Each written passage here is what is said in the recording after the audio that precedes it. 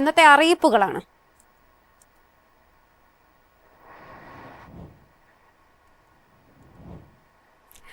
ഗതാഗത നിയമ ലംഘനങ്ങൾക്കായി ചുമത്തിയ പിഴകൾ 50% ഇളവോടെ തീർപ്പാക്കാൻ അവസരം. ആംനസ്റ്റി സ്കീം വഴി ഏപ്രിൽ 30-നകം വാഹന ഉടമകൾക്ക് വെബ്സൈറ്റ് വഴി അപേക്ഷിച്ച് പിഴയടയ്ക്കാം. കേരളത്തിലെ ഗതാഗത നിയമലംഘനത്തിന് ചുമത്തിയ ചെല്ലാനുകളുടെ ഫൈൻ 50% കുറയ്ക്കുന്ന ആംനസ്റ്റി സ്കീമിന്റെ സമയപരിധി ഏപ്രിൽ 30-ന് അവസാനിക്കും. വെബ്സൈറ്റ് വഴി അപേക്ഷ നൽകി വാഹന ഉടമകൾക്ക് ഫൈൻ അടയ്ക്കാം. 2024 ഡിസംബർ 31-ന് മുമ്പ് മോട്ടോർ വാഹന വകുപ്പും കേരള പോലീസും ചുമത്തിയ ചെല്ലാനുകളാണ് ഇത്തരത്തിൽ തീർപ്പാക്കാൻ സാധിക്കുക. ഈ ചെല്ലാൻ കേസുകൾ വർദ്ധിക്കുന്നതനുസരിച്ച് കോടതികളിൽ കെട്ടിക്കിടക്കുന്ന കേസുകളുടെ എണ്ണവും ഗണ്യമായി വർദ്ധിച്ചുകൊണ്ടിരിക്കുകയാണ്.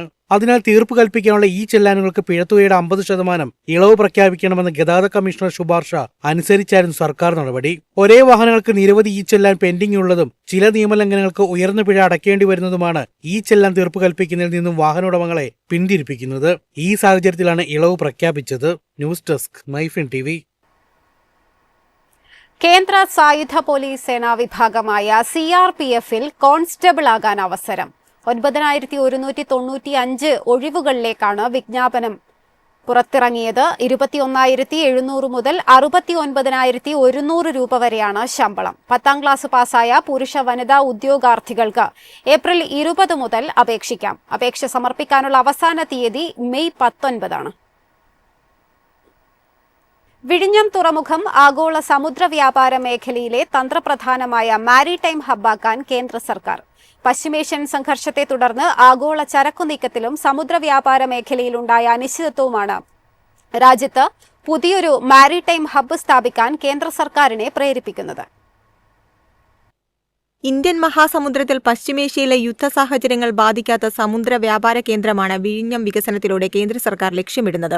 ഭാവിയിൽ സിംഗപ്പൂർ, ദുബായ് തുറമുഖങ്ങൾക്ക് ബദലായി വിഴിഞ്ഞത്തെ സജ്ജമാക്കാനാണ് നീക്കം. ഇതിനുള്ള തുടർ നടപടികൾ സ്വീകരിക്കാൻ കേന്ദ്ര ഷിപ്പിംഗ് മന്ത്രാലയത്തെ പ്രധാനമന്ത്രിയുടെ ഓഫീസ് ചുമതലപ്പെടുത്തി. ഷിപ്പിംഗ് മന്ത്രാലയം ഉദ്യോഗസ്ഥർ, സംസ്ഥാന തുറമുഖ വകുപ്പ് ഉദ്യോഗസ്ഥരും വിഴിഞ്ഞം ഇന്റർനാഷണൽ സീപോർട്ട് ലിമിറ്റഡ് പ്രാഥമിക ചർച്ചകൾ പൂർത്തിയാക്കി. രാജ്യത്ത് തുറമുഖങ്ങൾ വികസിപ്പിക്കാൻ കേന്ദ്രം പ്രഖ്യാപിച്ച മാരിടൈം അമൃത്കാൽ വിഷൻ 2047 ഭാഗമായാണ് പദ്ധതി. നിലവിലുള്ള ട്രാൻസ്ഷിപ്മെന്റ് ടെർമിനലിനെ ട്രാൻസ്ഷിപ്മെന്റ് ഹബ്ബാക്കി മാറ്റും. ആഗോളതലത്തിൽ മികവ് വേണമെങ്കിൽ ബെർത്തിന്റെ നീളം കുറഞ്ഞത് 5 കിലോമീറ്റർ വേണം. ബെർത്ത് നിർമ്മിക്കാൻ സ്വകാര്യ സംരംഭകർ വരുമെന്നാണ് വിലയിരുത്തൽ. ആഗോള ചരക്കു നീക്കത്തിന്റെ 40% കടന്നുപോകുന്ന വിഴിഞ്ഞത്ത് കപ്പലുകൾക്ക് ഇന്ധനം നിറയ്ക്കാനാവുന്ന ബങ്കറിംഗ് സംവിധാനം വമ്പൻ തുറമുഖങ്ങളുടെ മാതൃകയിൽ ഫ്രീ ട്രേഡ് ഉൾപ്പെടെ സാധ്യമാക്കണം. പ്രതിരോധ സേനകളുടെ സാന്നിധ്യവും ഇടപെടലും ഉറപ്പാക്കണം. നിലവിലുള്ളതിന്റെ ഇരട്ടിയിലധികം നിക്ഷേപമാണ് പ്രതീക്ഷിക്കുന്നത്.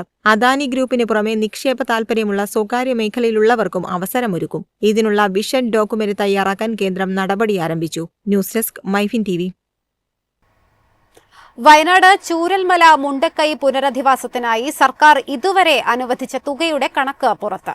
കേന്ദ്ര സംസ്ഥാന സർക്കാരുകൾ അനുവദിച്ചതും നിർമ്മാണത്തിനും മറ്റുമുള്ള ചെലവുകൾ ഉൾപ്പെടെയുള്ള കണക്കാണ് പുറത്തുവന്നത്.